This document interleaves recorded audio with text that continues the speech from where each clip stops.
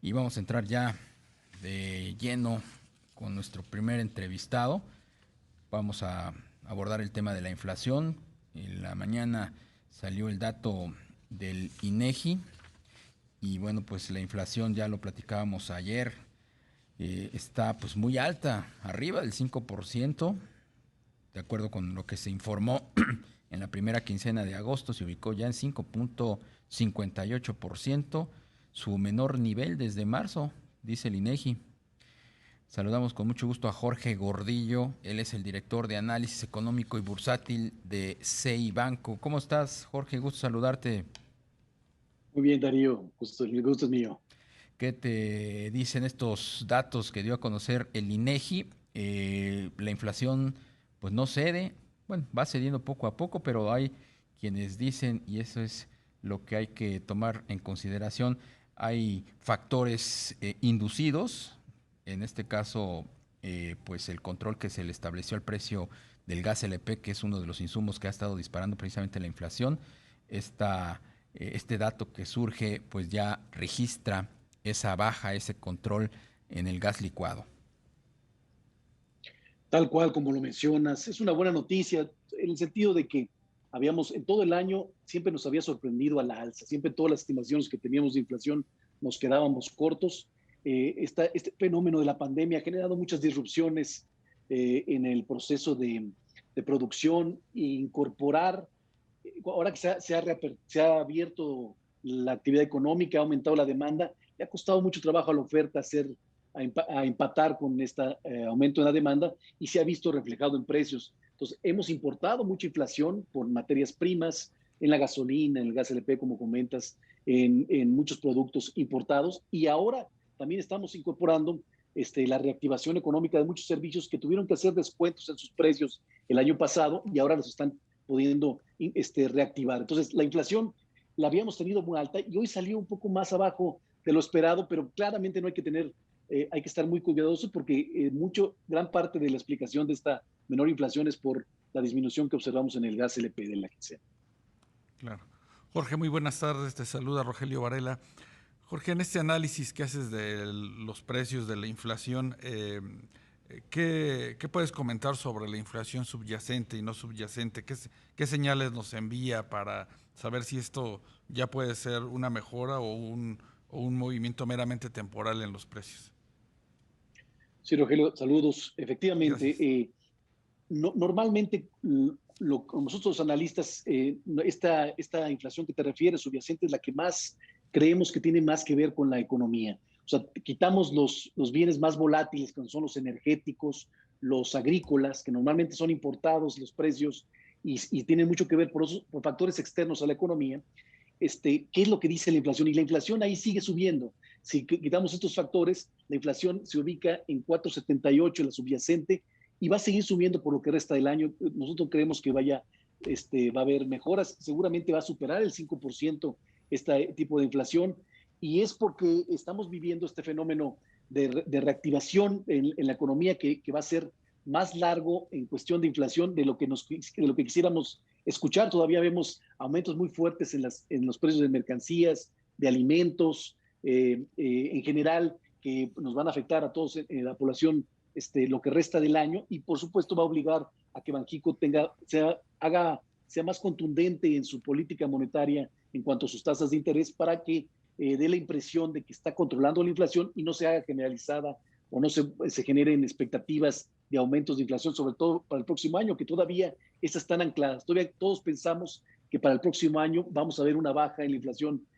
más visible, ¿no? ¿Qué tanta, qué tan baja sería esa, ese ajuste y hacia qué momento del año próximo estiman ustedes que pudiera empezar ya a ceder la inflación? Nosotros pensamos que la inflación a cierre de año vamos a cerrar cercanos al 6%. No hay movimientos significativos. A lo mejor bajamos en los próximos meses a 5,5%, pero se va a regresar en noviembre, diciembre al 6%. Y quizá para pasando la mitad del próximo año, entonces sí ver niveles de inflación por debajo del 4%. Y principalmente porque estamos observando que ahorita se está reactivando la economía, estamos abriendo, pero no se nota una demanda adicional, un incentivo que nos haga pensar que el productor o el empresario tenga suficientemente demanda como para poder ponerle un mayor precio o aumentar más sus precios el año que entra. O sea, creemos que la demanda se va a estancar un poco, el crecimiento se espera bajo para el próximo año y esa es la principal razón por la que creemos que esta presión inflacionaria todavía es temporal. Jorge, y en este contexto que nos mencionas sobre pues cómo podría actuar el Banco de México, ¿qué esperas para la reunión de septiembre? Creemos que va a continuar como lo ha hecho en las últimas 2 reuniones, aumentará otros 25 puntos base su tasa de fondeo. Y más que este aumento de tasas tenga un impacto directo en la economía, lo que quiere, decíamos, es dar una señal de que no es tibio en el tema de inflación, sabe que la inflación le va a costar trabajo bajar, entonces va a tratar de subir lo que más pueda de aquí a diciembre para a lo mejor poder tomar una pausa en la primera mitad del próximo año en cuanto a las tasas de interés, si es el caso de que baja la tasa de inflación. Me quiero regresar al dato del gas licuado. ¿Qué tan positivo es que se induzca a la baja la inflación o se incentiva a la baja la inflación a partir pues de estos decretazos de querer controlar precios como fue el caso del gas licuado? ¿Crees tú que esto pudiera replicarse para otros productos altamente inflacionarios y qué tan bueno pudiera ser? Bueno, ese es el riesgo que hay, que lo que observado, que estamos observando en este producto, el gobierno intente hacer productos máximos, precios máximos en varios productos clave.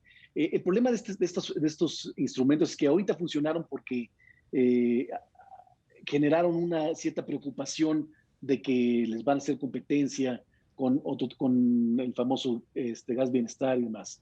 Pero a la larga termina costándote mucho como gobierno y a la larga también termina generando disrupciones que los costos les va a tener, le terminan golpeando en precios. Entonces, sí corremos el riesgo. Esto ahorita jugó favorablemente, pero corremos el riesgo que para los próximos años el precio esté más arriba de lo que pudiera estar si no lo hubiera hecho. Claro.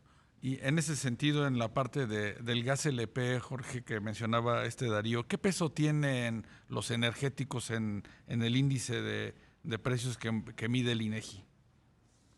No es un peso importante. La baja que observamos en la quincena es alrededor del 15% en el precio y deben estar teniendo un peso alrededor del 3% en el índice. Es un gasto importante de las familias, de los hogares, así es como mide su ponderador INEGI en la inflación a través de la encuesta de ingreso-gasto.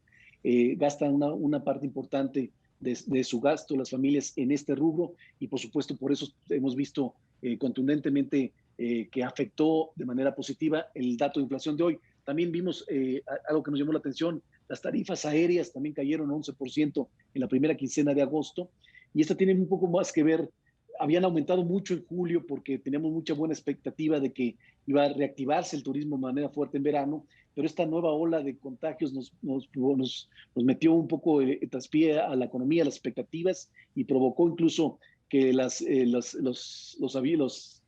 empresas aéreas tuvieran que hacer algunos descuentos para mantener o retener el turismo en el mes de agosto. Jorge, preguntar tu opinión como analista económico sobre estos derechos especiales de giro que ya pasaron a las arcas de las reservas del Banco de México y la petición y solicitud que hace pues el gobierno federal para poder tenerlos alrededor de 12.117 millones de dólares y aplicarlos al pago de la deuda. ¿Es factible eso? ¿Es conveniente? Bueno, es un activo financiero el que le da el Fondo Monetario al Banco Central el principal objetivo de este activo es para generar fortaleza en sus reservas, o sea, ayudar a que no tengas problemas de balanza de pagos, o sea, que a la gente, a los países que tienen problemas de deuda, que tienen problemas de cuenta corriente, entonces generar un recurso para poderlo generar un nuevo recurso para solventar esta disrupción en la balanza de pagos y entonces no te veas tan forzado en este momento de crisis. Aquí el problema que escuchamos con esta propuesta es que parece que el gobierno quisiera tomar los recursos y directamente pagar la deuda sin creyendo que no hay, que este activo es regalado y no lo es. El Fondo Monetario Internacional te da un activo financiero para que cobres intereses sobre él, pero si lo monetizas te va a cobrar una tasa de interés y te va a exigir que lo pongas en tu balance como una deuda adicional. Entonces, si el gobierno quiere usar esos recursos para pagar deuda externa, tendría que emitir deuda interna para solventar este movimiento. Entonces, ya no está claro el beneficio real que lo que quiere el gobierno. Entonces, quiere hacer una recomposición de deuda, siempre la hace.